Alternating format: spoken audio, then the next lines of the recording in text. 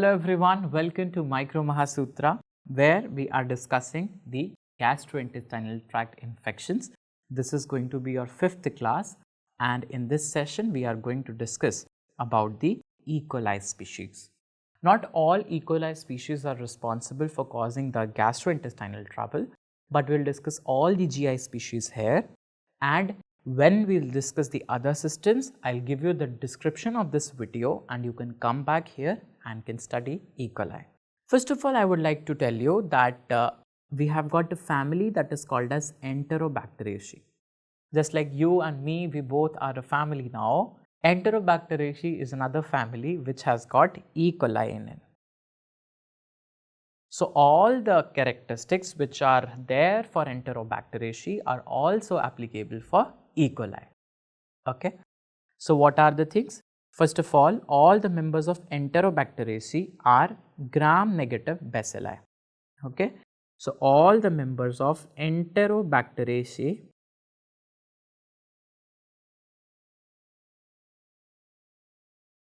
are gram-negative. So, please remember this is negative. So, negative, okay, and bacilli. Okay. They are catalase positive. From C you can remember these are catalase positive.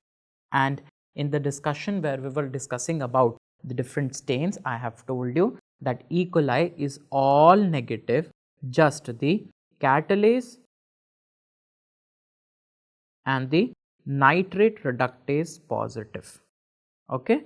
So, N is all negative, like the gram negative also. Okay. For example, gram negative is there. Okay. Then N for nitrate reductase positive. Nitrate reductase positive. Okay. Antero, again O for oxidase, that is also oxidase negative, it is going to be there. Okay. Catalase, it is positive, which I have written for you, catalase positive, yes. After that, nitrate reductase is positive, and remember glucose fermenter. Okay. So, what is it is positive for? Positive for C and G, this is the mnemonic, it means catalase positive, nitrate reductase positive, and G for glucose fermenter positive. Now, if you have read my classes thoroughly, you will be able to recall that Salmonella, when we discuss Salmonella typhi, C and G was also positive, my dear friends. C and G was positive in Salmonella also. Coming on to mortality, please remember that all of them are motile except Shigella and Enterohemorrhagic E. coli, because she means her, lady. Ladies are always late doing a lot of makeup. They don't want to go here and there and everything, right? So, they are less motile. So, Shigella is less motile, and enteroinvasive. Okay, enteroinvasive. So, because it wants to invade something, it has to stand there and invade. Similarly, if you want to invade your exam, stand still, irrespective of what is happening here and there, stand still, fight the situation, you will get there where you want to be. Okay. Coming on to the general features of E. coli. E. coli, as the name suggests, E for enteron, although E means Escherichia coli, but I am using it for enteron. So, the journal habitat is intestinal commensal. It loves to live in the intestine.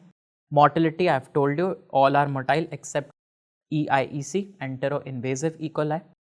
Yes, these are lactose fermenters. So, they are going to make pink colonies. So, lactose fermentation positive, P for pink, P for positive. Okay. On which agar? McConkey agar. What are the types? I will discuss in the detail. And what are the antigens? So, please remember they are responsible for having poha antigen.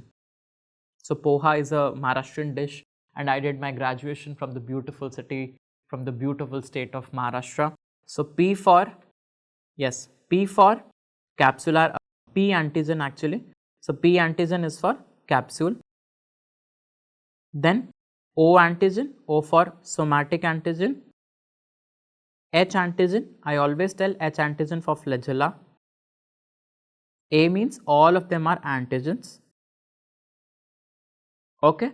And because you are writing this C, please remember there is one more antigen with C.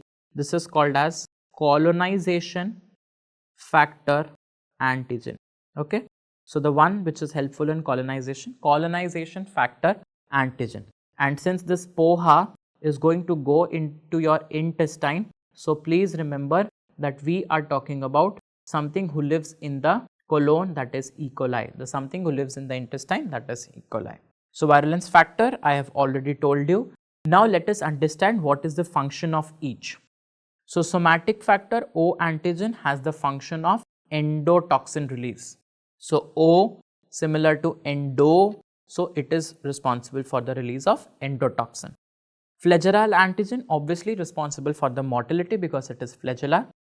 Capsular antiphagocytic. I always tell students to recite this with me whenever capsule word comes. Please sing AVSM for capsule. Okay. So, AVSM, A means antiphagocytic. A means antiphagocytic. Then P. The P antigen is for P has got a fimbriae. Okay, P antigen is coming from the fimbriae and the work of fimbriae is to attach. Okay, so it attaches to the uroepithelium and causes UTI also, my dear friends. Okay, so it attaches to the uroepithelium and causes UTI. Just like for example, catheter associated UTI, which I have already discussed in the video of specialized appendages, which we have covered in general microbiology. It has also got a colonizing antigen, which is responsible for causing the colonization in the diarrheal E. coli. Okay, which E. coli? Diarrheal E. coli. Just remember C and D coming together, C for colony, D for diarrheal. This table, if you master this table, believe me, everything is going to become very, very, very easy for you. First of all, coming to enteropathogenic E. coli. Okay, so you can see there are diarrheal E. coli, you have got uropathogenic E. coli, you have got 𝗵𝗵 E. coli, all these E. coli are there. So, in diarrheal E. coli, first of all is EPEC.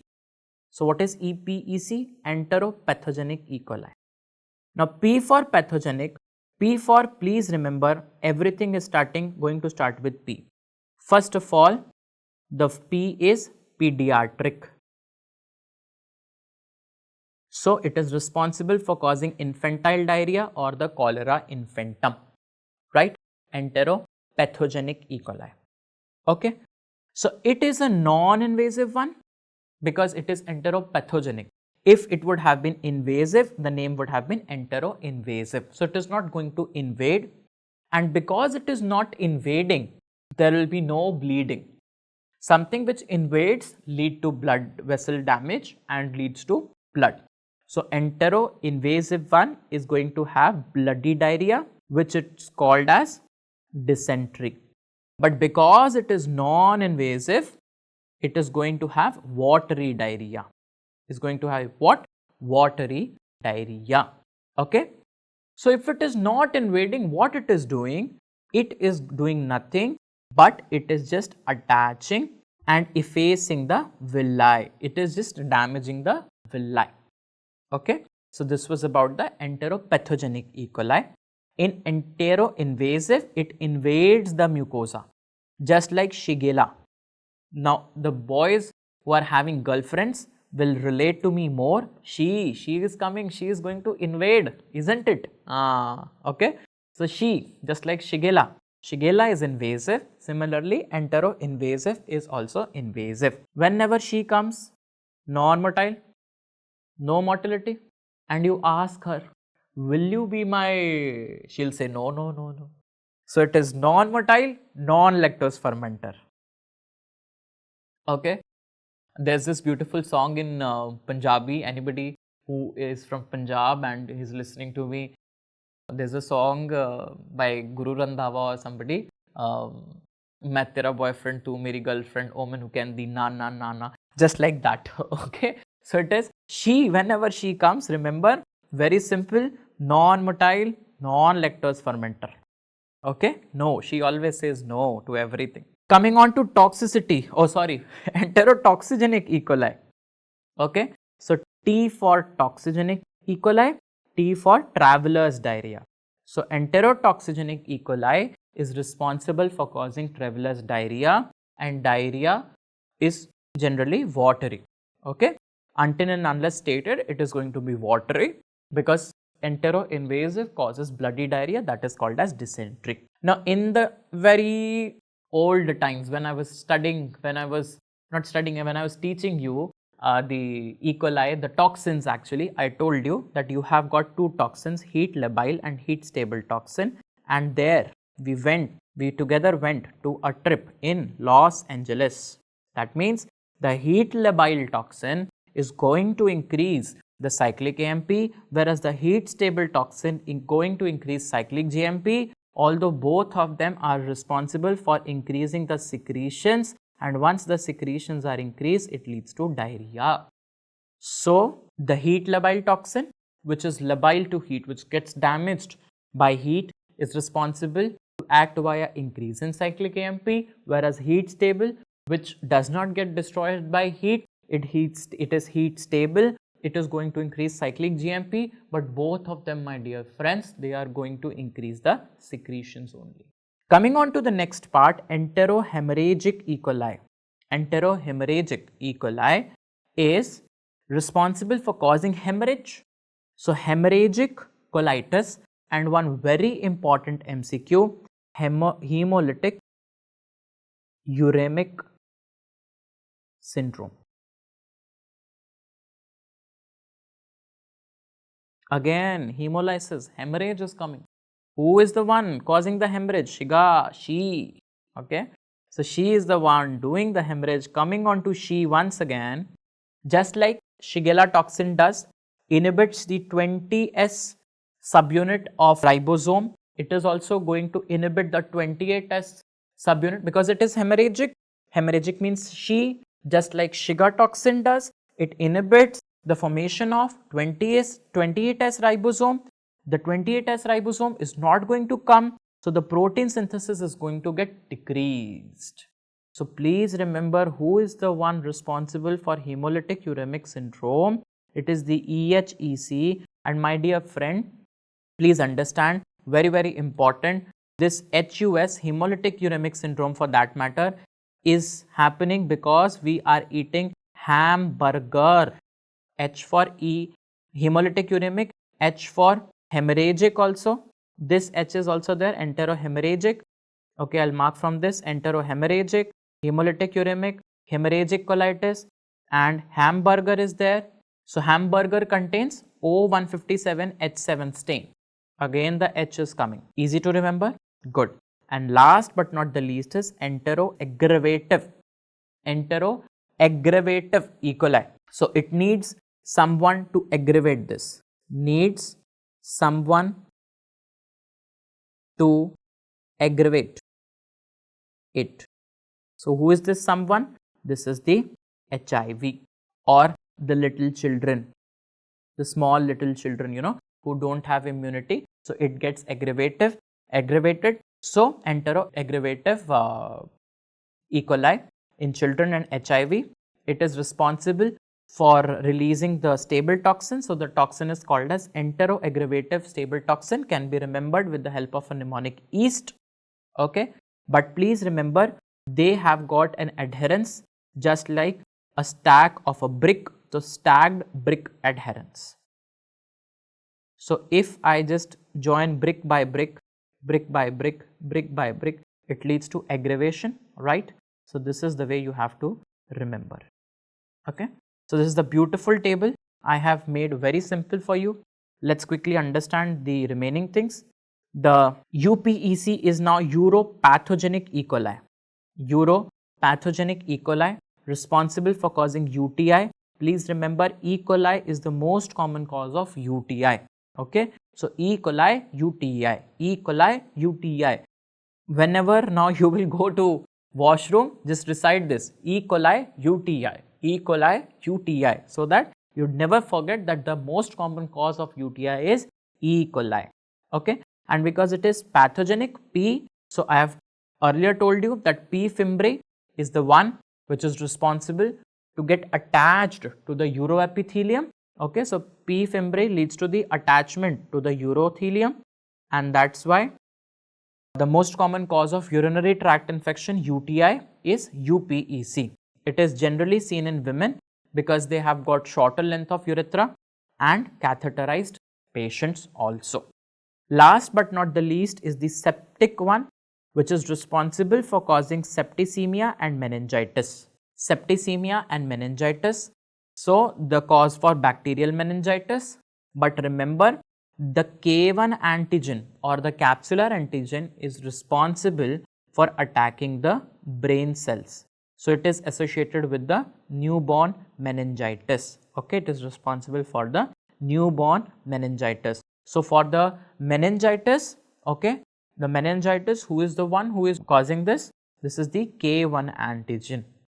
Okay, K1 antigen you have to remember. Okay, so there is a mnemonic called as BHK, like the flats are 1 BHK, 2 BHK. So, K means K1 antigen, B means it is going to attack the brain. Okay, like that you can remember. So, this was a beautiful table of the classification of E. coli. Coming on to the laboratory diagnosis, I have already told you which sample you will take, either the stool sample because it is responsible for causing diarrhea, and the urinary sample for uropathogenic, and the septicemic ones you can take the blood sample. So, you will operate it on McConkey and will get the pink colonies. Similarly, for UTI you use the CLED media, okay, and there will be significant bacteriuria by CAS criteria. Now, what does mean CAS criteria? See here. So, for example, how will you see that there is bacteriuria significant? My dear friends, please understand, normally also the urine stream has E. coli. But when you call it as significant, when will you call it as significant? If the patient is asymptomatic, and in that asymptomatic patients you have got more than 10 to the power 5 CFU per ml of E. coli, then that is significant. But if the patient is symptomatic, even 10 raised to the power 2 are significant to call it as a significant bacteriuria. Okay. If you want to see UPEC, you will have to use CLED medium. CLED medium, anything related to urine, you have to use the CLED media. Okay. I can remember, like once you make the LED, you know, this is how the LED bulb looks like, and this is how the U looks like. So, urine has the LED like this, you can remember that. Okay. So, UPEC, you use the CLED media, okay, and then you have got another EHEC, enterohemorrhagic. If you want to see, again I have told you enterohemorrhagic is the one who is going to show colorless colonies, because hemorrhagic ones does not show any color. Just like, for example, you are having a lot of hemorrhage, the blood is going outside, your body will be colorless. Similarly, enterohemorrhagic E. coli will show colorless colonies because it is a non-lactose fermenter. It is a non-lactose fermenter, non-sorbitol, not non-lactose, not sorbitol. So, the medium we are using it McConkey sorbitol, not the McConkey agar. We are using the McConkey sorbitol agar. So, it does not ferment the sorbitol. So, you will get the colorless colonies. And in general, you will use EMB agar, which will show you metallic green sheen colonies, metallic green sheen colonies. So, E, just like E for E. coli, E for EMB, and M for metallic sheen green colonies. Enteroinvasive, I have told you, it is just like Shigella saying no to everything, non-lactose and non-motile. What is the treatment? Depending upon the condition. So, if there is a UTI, you have to give cephalosporins and fluoroquinolones. Please remember this, because one or the other member of your family might be suffering from this. So, you have to give the cephalosporins and you have to give the fluoroquinolones. How we remember is CFU. Mind you, this is the unit which we have used, right? So, CFU means you have to give cephalosporins and you have to give fluoroquinolones in the cases of UTI. If there is traveler's diarrhea, give fluids initially, but antibiotics should also be given if it is very severe. Okay, just like very severe means it is having a fever, high grade fever, okay, just like that. And in neonatal meningitis, small cute kids, so neonates are cute, so you have to give the drug starting with C, cephalosporins and cefotaxime example. Then hemorrhagic, if hemorrhage is happening, you are helpless, you have to first of all give the supportive management. No antibiotics should be given, because if you will give antibiotics, it releases, it increases the risk of hemolytic uremic syndrome. Okay, please don't give antibiotics because it can increase the risk of hemolytic uremic syndrome. So last but not the least, how to remember the mnemonic for the diarrheal E. coli, PITAH, pitah, or in Hindi we call father as pitah. So this is the mnemonic: enteropathogenic, invasive, enterotoxigenic, enteroaggressive and enterohemorrhagic.